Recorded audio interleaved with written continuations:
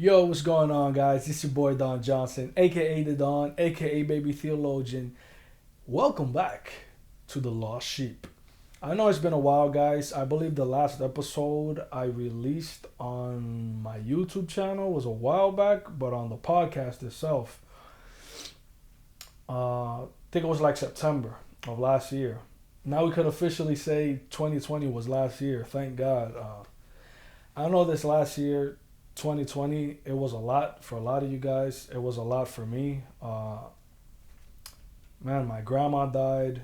I think it was between the end of September, beginning of October. Not because of COVID, but, you know, she was already ill, but, on top of last year being the COVID year and so much stuff happening, like that just added to it. So, but we back, people. We back. I'm here. I hope you guys celebrated New Year's with your family, with your loved ones. I didn't really celebrate it, but I'm grateful that I was at least able to be home with my wife and not at work. All we did was just play Fortnite. And funny thing is, my wife got kind of mad because literally like 7 or 8 minutes before the countdown and all the fireworks, like I legit fell asleep because I was just tired. This past week at work was nuts. But this brand new episode, I know I'm rambling a lot. It's just who I am, people. But this brand new episode is we're gonna be talking about one of the biggest challenges in my life, and not just in my life, but in my life last year, 2020. So there's a lot to the story, but let's just dive right into it. All of my artists, entrepreneurs, everyone who has a dream and has an aspiration to be something more than just working a 9 to 5 job for a boss, for whoever. Each person that has a art, that has a product, that has a software, every person that wants to do more with their lives and has a dream to bring this new product, this new thing.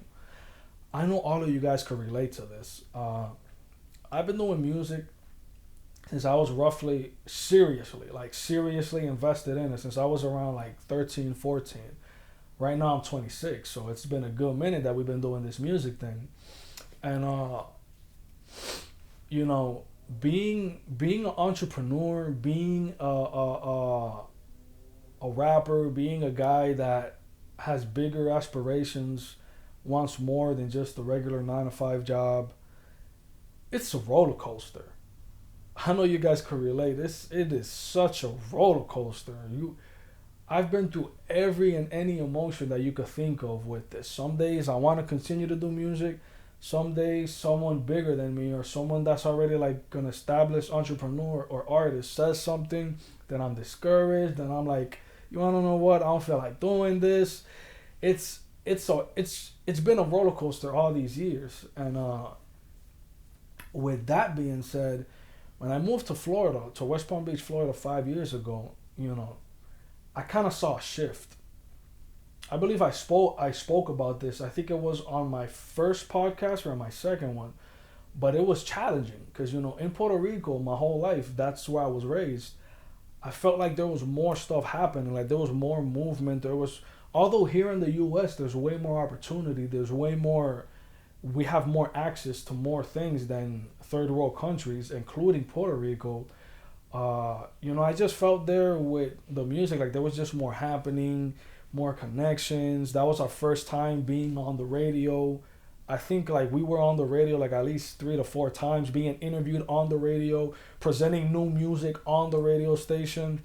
Although it was a Christian radio station, it was FM and not AM. So that's huge. And so coming here, like I feel like we kind of hit a wall because at least in West Palm Beach, I feel like there hasn't been a lot of movement. There's not a lot of unity and togetherness with artists, with Christian artists, with any kind of artists. And it's like everyone is in their own lane. Like, if you make it, we support you and we're here with you. But in the upcoming, at least, I can't speak for anyone else. And And I don't want to make this a broad generalization or generalize it. And at least our experience has been like, when you're on the rise, if you make it, when you're on the rise, a lot of people aren't really by your side. But when you make it and once you're on top, it's like, oh snap, yeah, I've been rocking with this guy. And it's like, look me in my eye. You know you have not been rocking with me. You've been flaky as heck. You've been ignoring my phone calls. You've been ignoring my text messages. And that's kind of like been our experience here in West Palm Beach, Florida. And a lot of that, a lot of that throughout the years, it just makes you feel a kind of way. One day you want to do music. One day you just want to quit. One day, yeah, let's do it. The next day you're like, screw it. So fast forward last year, 2020. I don't know if you guys are familiar with this Christian rapper slash entrepreneur slash designer. See, I don't know what he titles himself or what he likes to call himself, but Ruslan. Shout out to Ruslan. He has his own YouTube channel. I've seen hella growth in his YouTube channel from when I started to watch it last year till now. So salute to Ruslan. Shout out to Ruslan. He has this thing on Patreon. If you guys don't know what Patreon is, Google it up. So he has this Patreon, and you can subscribe to it. I chose the most basic one that was like $7 a month. So he has this thing on his Patreon channel or page or however you want to call it, where it's called Fan Love Friday, where he listens to your music and he reviews it and he critiques it. Fine, that's all cool, etc. I remember at the time, this was in the beginning of exactly like a year ago, January of last year, 2020 to be specific. And my boy Armando, aka Armo's World, who's also in the Collective Society, or like how Apple Music says, the Collective $Society. So Armando, aka Armo's World, who's in the Collective Society, or like how Apple likes to say, the Collective $Society, released a solo project, which I think was phenomenal. I'm not just saying this because he's one of my best friends, or because he's a dope rapper, or because he has mentored me a lot, which all that is good. But I thought, and to this day, I still think that project, which is called Lost in Aokigahara. Aokigahara is the suicide forest in Japan, where it's known for people to just go and just take away their lives and what's not. So Armando kind of like, he wanted to break the boundaries and do something different, make something attractive, call it something that would like gravitate and like kind of like draw people to it, to be like, yo, like what's this? So point is, he released it. I thought, till this day, I think that album, because that's what it is a masterpiece. Even if a lot of you guys don't know what it is, y'all need to check it out. So going back to Ruslan, I think we did it for like 3 or 4 weeks. We started to send the songs of Lost in Aokigahara by Armo's World to him for that Fan Love Friday. The first video that he reviewed and song was Twisted Metal. If you guys don't know what that is, y'all need to head to our YouTube channel, The Collective Society 118, all together. No spaces. Societies with a regular S, not the $sign. The Collective Society 118, all together. No space. So we send him that. So he's critiquing it. He's like, yo, see, I don't really know like how I feel about it. But towards the end, he gave it a like. He gave it a thumbs up. And he was like, I feel like I got a sneeze. Oh, snap. The first week with Twisted Metal, his review was cool. All right, cool. He felt he's not used to emo rap, or that's not like his taste of music, etc. But he still kind of liked it. The second, third, and fourth week, we sent him like different songs of Lost in Aokigahara of Armo's World project. The thing about Armo's World, and I remember my bro telling him like when we finally connected with him in Florida, in person, telling him that at the beginning he didn't like his voice, because Armo's World's voice is like a high pitch. Well, that was a horrible impression. bro, please don't kill me for this. But he has a high pitched voice that many people that have heard it have told me that they don't like it. But then I've had other people who tell me they do like it, and they even compared it to Lil Boozy. So from after the first week, the rest of the weeks, the 3 or 4 songs that I sent Ruslan, his review and his critique was very biased, man. Like, to be honest with you, I didn't even want to share with Armando what Ruslan said. There's only so much that you could take about somebody critiquing your music in such a destructive way. I would say destructive. It wasn't a constructive way at all. It was not. And I'm not saying this to hate on Ruslan or to make him sound like he's a bad person or throwing dirt at him. Not at all. That was just our experience, and this is our truth, and I'm going to speak it. The way he critiqued and criticized and reviewed the music was so biased. So, like, you ever had something that you created, that you build, and with so much joy and so much excitement, you wanted to show it to somebody you either admire, to someone you respect, to maybe your mom, to maybe your dad, to whoever.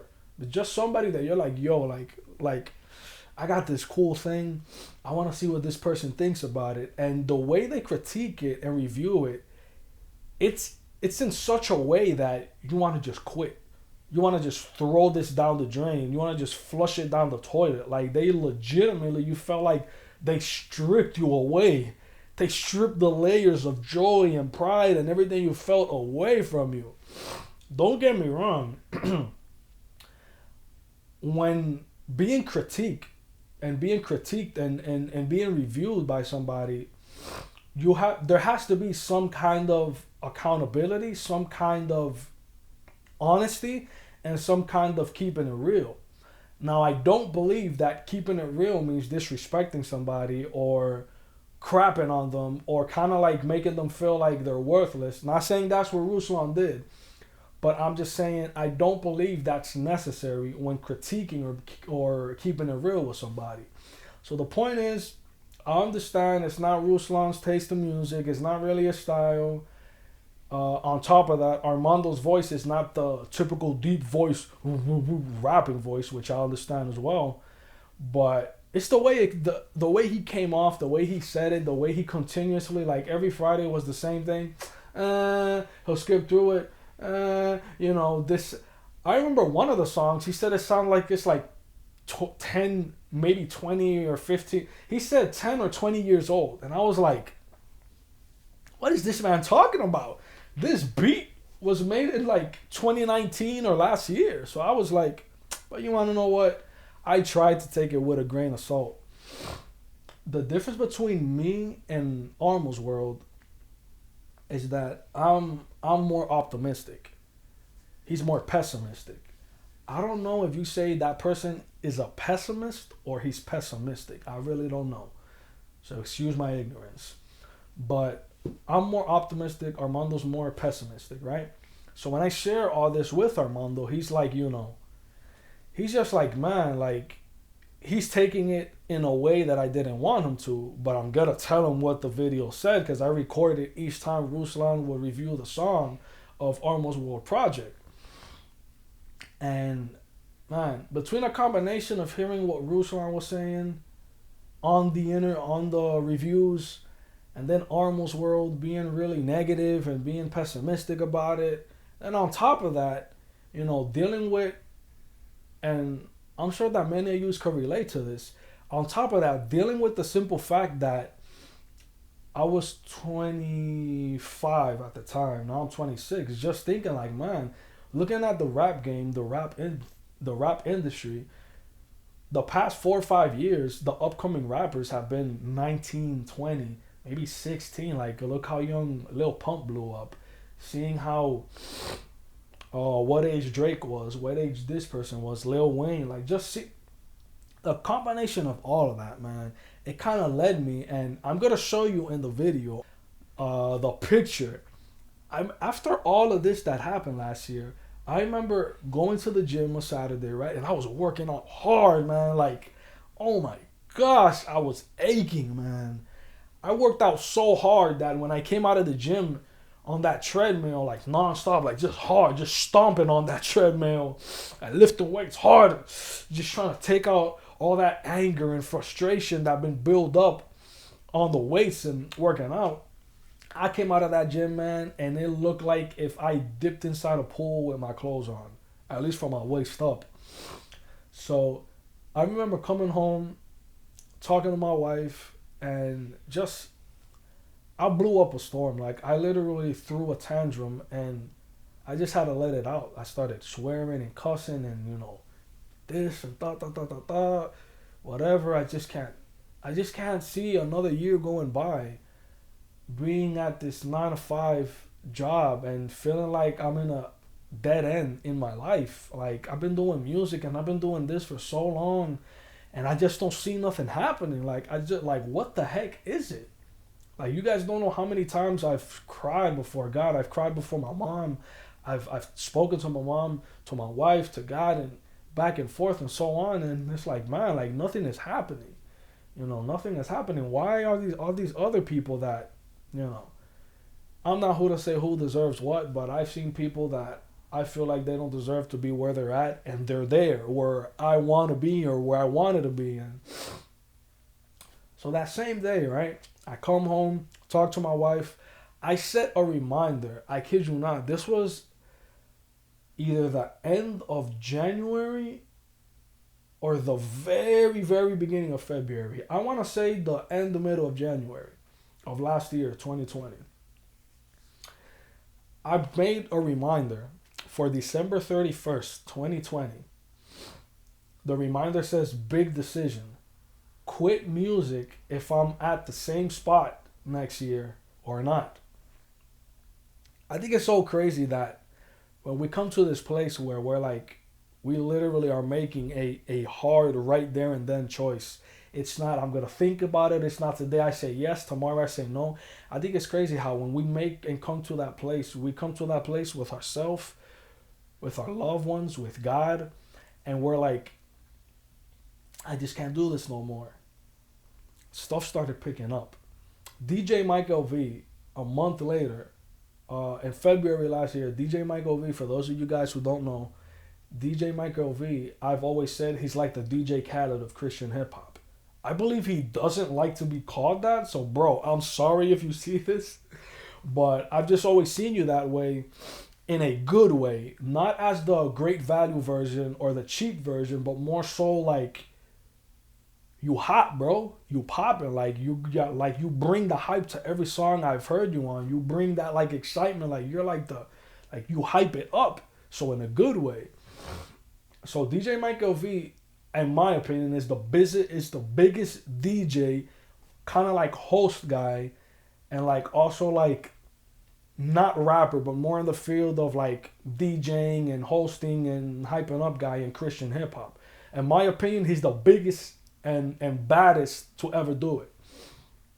So he had posted on his Instagram stories, that's when like COVID started coming up hard. I got a few slots for this year. This is the only year I'm doing features with people, etc. I hit him up.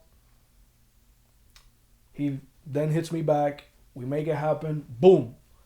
We got DJ Mike LV on our smash hit Make a Move that's featuring DJ Mike LV. He also put it on his God Always playlist on Spotify. Alright, that happened. Fast forward, I discovered this promotion guy called Omari MC. Shout out to Omari MC. So it's basically, I'm sure you guys, each time you post something with hashtags or whatnot, I'm sure a lot of my artists out there, you get spammed with DMs and whatnot about, oh, this music promotion, etc. Most of them are scams. They're not the real deal. They want your money and you'll see no results. And you will not get on legitimate playlists on Spotify. So I did my research on them. I considered it like, spoke to my boy Armando, let's do it. So we tried out Omari MC with our smash hit Make a Move. And we got on several playlists. I forgot if we got like on almost 20 or more than 20 something playlists with Make a Move. So that was like, yo, this is huge. So then we released another song in August of YKTV. We also use Omari MC. That's going. Fast forward again. In October. That's when we released Death Whistle. October 30th, the day before Halloween. So we released Death Whistle. And we even got 1K Few from ATL. Shout out to 1K Few. We booked them to do a video for us, like shouting us out and what's on. So just seeing these little pieces, seeing these little things come together. And it was like, this was like, I don't know if this is really small and I'm making it to be a bigger thing than what it is, but to me it's huge. Because we've been the underdogs. We've been the guys that people sleep on, that we extend an offer to be on a dope track or a song we think is dope and they just deny us, or they say yeah and they don't do it. Like, we're so used to dealing with all this flaky people saying they're going to do something, they're not going to do it. And it's just been so much. Shout out to A. Lewis. A. Lewis came through, man. He was one of the quickest dudes. So shout out to Boasty and shout out to A. Lewis, man. I love you guys. So,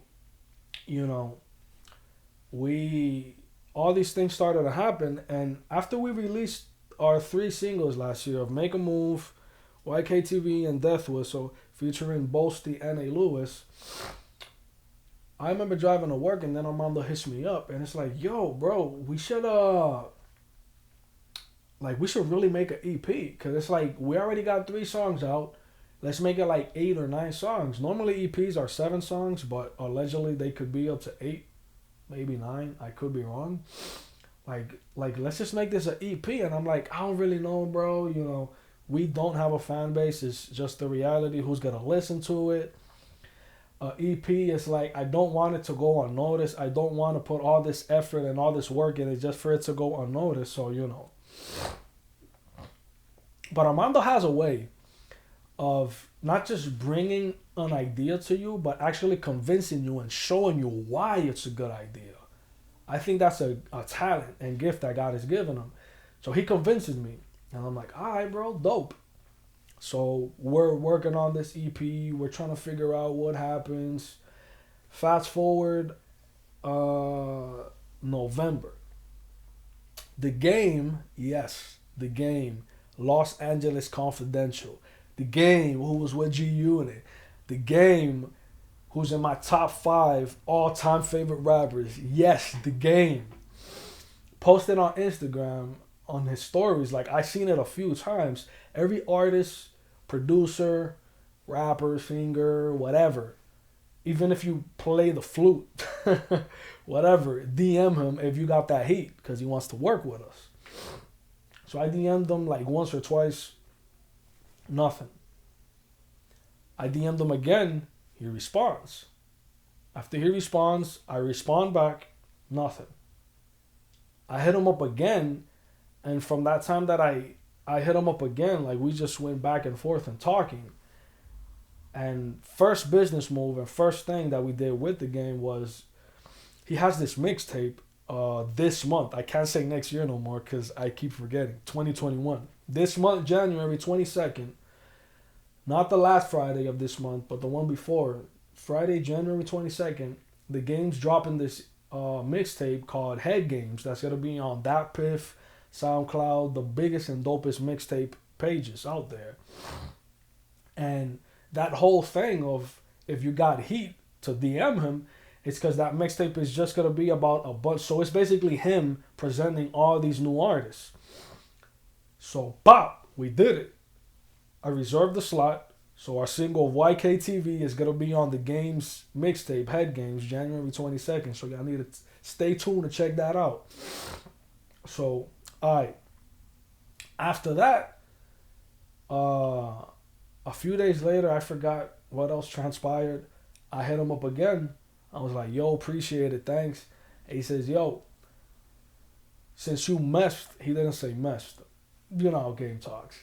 Since you met, but I'ma say, since you messed with my mixtape, I want to take this a little further with you guys and hop on you guys' track and host you guys. You know what I mean? And I was like, we would really appreciate that, man. So going back and forth, etc. I'm like, yo, I want to do it. It's just at the price you're giving me. It's kind of like, we ain't got that money right now, but it's a dope opportunity. I really don't want to make this, like, just have this just pass by us. So we came to an agreement. Boom. The game is on a song. I'm going to get to it of what's going to happen with the game. He's hosting one of our songs. Boom, right? On Thanksgiving, the day after Thanksgiving, I remember being with my brother, my wife, Armando, his wife, just celebrating Thanksgiving, and his wife cooked some bomb food. So good. Shout out to Armando's wife. Oh my gosh, that food was delicious. So I hit up the game again because I'm like, bro, if we already got this EP going on, we got game on one of the tracks. I was gonna make you guys wait to say that, but since we already got the game, we on his mixtape. He's on one of our songs hosting it. Like, yo, like, what if we could actually have him promote it? So I hit him up. He tells me, it's this, and that. We come to an agreement again. Boom. Fast forward December, we close the business a third time, and sometime this month, this is all happening this month. The first thing that's going to happen is we're going to be on the games mixtape, Head Games, YKTV. The second thing is REP is officially called Underdogs of the Underdogs. It's coming out January 29th, people. Mark it on your calendars. January 29th, Underdogs of the Underdogs will be on Apple Music, Spotify, Amazon Music, Google Play, Deezer, Tidal, all the YouTube, all that good stuff.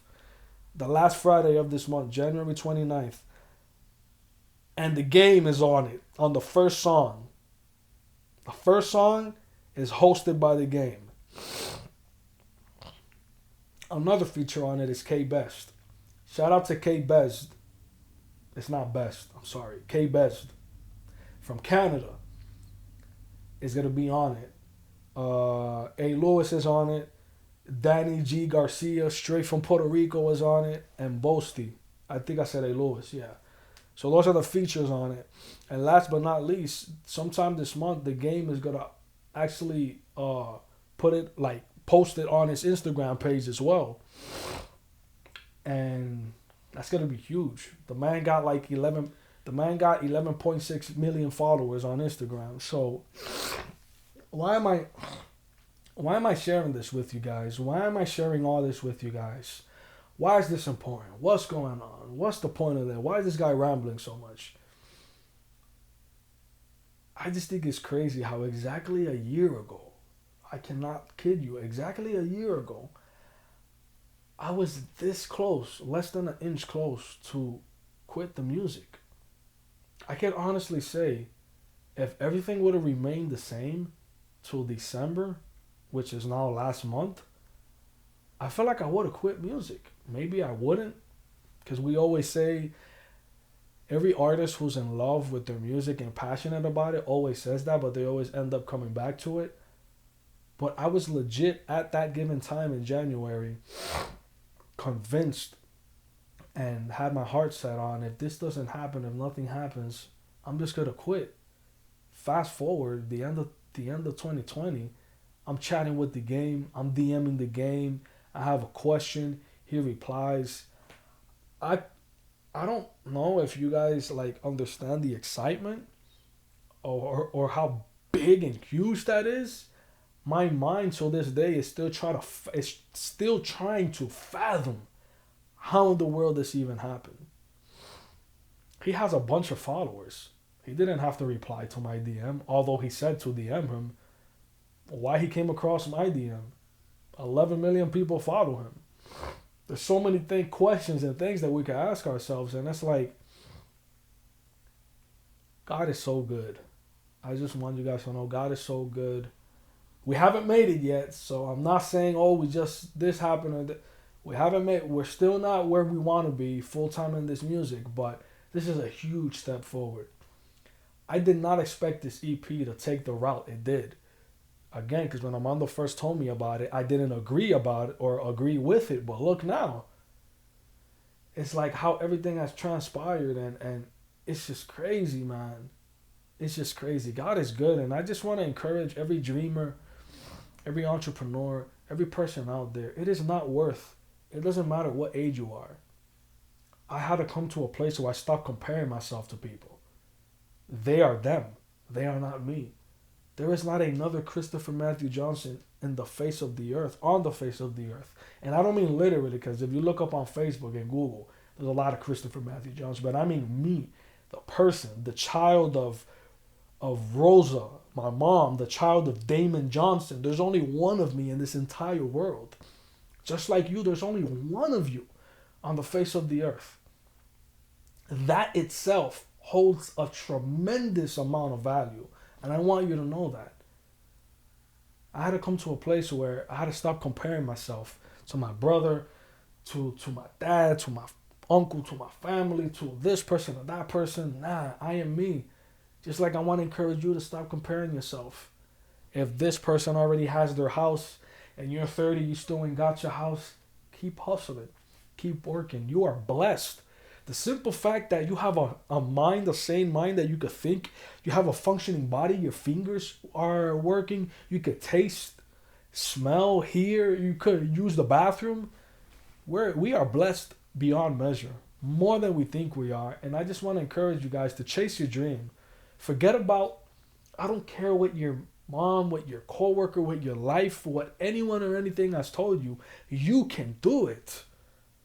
I know it sounds cliche, but you can do it. God didn't bring you this far to just let you crumble and fall down. But your decision, your choice has so much to do with where you will be in a future. So I want to encourage you to make the wisest and best choices. You will regret the rest of your life giving up on your dream and just working a 9-to-5 job or working for someone else. You will regret it. Don't be that next guy. Just like I will not be I refuse to be that next person from an older generation on my deathbed saying, man, I didn't live life. I wish I would have used the best of me and use and give it my all in this life. Don't be that person. Don't be that person. You are loved. You are blessed. You are cherished. God is working with you. God is working for you. Trust. Believe. Repent from your sins. Surrender to God. And I'm not saying everything is going to be a fairy tale. But I will say it is worth it at the end. It is worth it at the end.